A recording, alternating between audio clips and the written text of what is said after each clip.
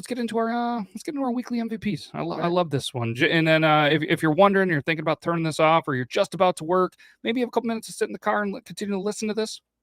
Stay tuned, because the worst players of the week, I love doing that too. And there's going to be somebody on there, spoiler alert, that you're not expecting. So let's go weekly MVPs, and go ahead, Luke. All right. I got two, naturally, because I can't do anything just one.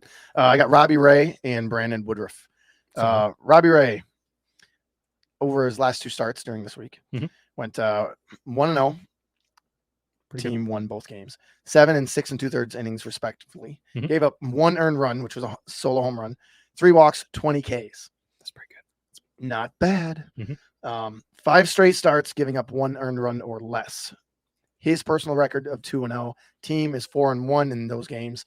The game they lost 2-0 in a game where he went 7 innings and gave up no runs. Yeah. He's throwing real well. He started out a little shaky beginning of the year. Kind of looks like he's back. His walks are down, his strikeouts are up. He is scheduled to pitch Saturday night at home versus the Jays, his team from last year that he won the Cy Young Award. Ooh. So it could be a good showing for him if he's excited. Jays are tough when they're on hitting, so that'll be a good one to watch. Do you think maybe he's on the trade block? Do you think maybe he can come back to Toronto? No, I don't think so. I think Seattle's looking for next year and beyond, and they gave him a lot of money. True. Toronto could use him right now. They sure could. He's 7 and 6 on the year with a 3.62 ERA, 117 strikeouts, 236 walks. His walks are up a little bit from last year, but that was to be expected. And his wins or his losses are up too. Yes. Yep. Brandon Woodruff, like we said earlier, back for Milwaukee, 2-0, 5 and 6 innings respectively, 1 earned run, 10 Ks and 8 Ks respectively. Also, no walks in those 2 games. So, like I say, he's back. Those are his first 2 games back from the injured list. He on the year is 7-3 with a 3.95 ERA, 71 Ks versus only 13 walks. Here's the kicker. Saturday, he goes against Pittsburgh. That's a good one to take. Yeah, it is. Yep. Hey, you never know though. The Pirates, they can throw out a 19-2 loss, but they've been putting up 7-8 runs a game. They can hit home runs. So we'll they did break an MLB record for the first team in MLB history to have 3 players hit 3 home runs in the same game in the same month. Yeah. Which, wild. So, good for you. We did history this month, Pirates, but somebody that had maybe a historic month, or not month, 7 days for a weekly MVP, I went with Julio Rodriguez. 1, because it's fun to say. 2, because he went 9 for 26, 8 runs, 2 singles, 2 doubles, a triple, 4 home runs, 8 RBIs, a stolen base, 1 walk, and he hit 346 on the week for that Seattle team who's playing pretty good baseball. Yep.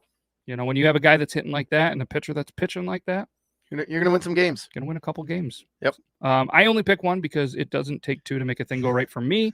But that's who we have for our weekly MVPs. And let's jump into the worst players of the week. Producer, cue the music. That's good music, right? All right. Worst players of the week. Logan, I'm going to let you go first because I want to save a little bit of a shocker for last. All right. Not to pick on your Pirates, buddy. That's okay. Everybody else they lost 19-2. Everybody knows that, right? So they do now. Roansy Contreras, he started that game, went 1 2/3, gave up 7 earned on 3 hits, 2 walks, 1 K, gave up 2 stolen bases. All right, he takes a loss. It's a rough one. Cam View, 2 appearances last week for 1 1/3 inning, 1 full inning in that 19-2 loss, where he gave up 7 earned runs. He gave up 8 on the week, 1 home run, 3 walks, 2 Ks. Poor dude was left out there for 58 pitches in the 8th inning.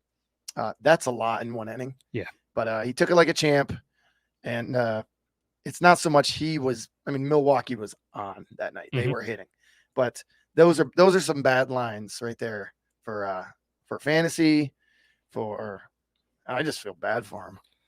Yeah, it was not a great view if you were a Pirates fan. So, and obviously him on the mound was not a great view. But either way, it was rough. We're going to move on. No more Pirate talk because I don't want to cry during this podcast episode. So fair enough. We're going to go with Manny Machado. All right, he's been a guy that I think we threw on a week, but we continue to say, oh, well, we're not going to talk about Machado. Machado's probably the best player this week. He's probably the best player this week. He's probably the best player this week. We're going to bring it up because neither of us are a Machado fan. If you're watching or listening to this Machado, it's not you, it's us, all right? No, it's you. So Manny Machado, we had an opportunity to put him on the worst player list because he had a terrible week. He had one of, if not the worst weeks in baseball. He was 2 for 14, 1 run, 1 single, 1 double, 8 strikeouts, batting 143.